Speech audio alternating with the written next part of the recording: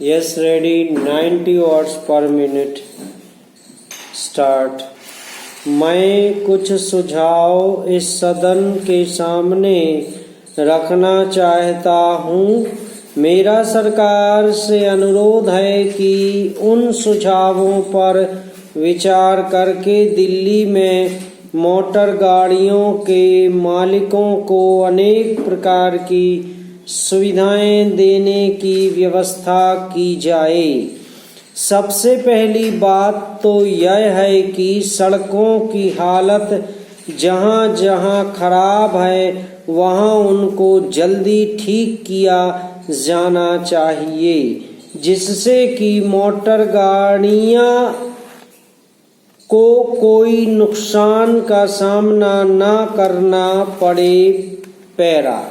जहाँ तक रजिस्ट्रेशन का सवाल है, किसी भी दिन आप उस दफ्तर में चले जाएं, वहाँ आपको बहुत अधिक संख्या में लोग नजर आएंगे। एक आदमी को छोटे छोटे कामों के लिए कई बार परेशान किया जाता है और उसकी बात को सुना नहीं जाता है। मैं माननीय मंत्री जी से निवेदन करना चाहता हूँ कि इस लाइसेंस प्रणाली में सुधार लाया जाए, जिससे लोगों को किसी प्रकार की परेशानी का सामना न करना पड़े। पैरा। बहुत से लोग करों की चोरी भी करते हैं। ऐसे लोगों की देश में कमी नहीं है। इन लोगों के खिलाफ आपको उचित कार्यवाही करनी चाहिए। मैं आपको धन्यवाद देता हूँ कि आपने मुझे बोलने का समय दिया। पैरा। उपाध्यक्ष महोदय, हमारे देश के अधिकांश लोग खेती पर निर्भर करते हैं और इसलिए खेती पर आधारित उद्योगों की इस देश में अधिक आवश्यकता है।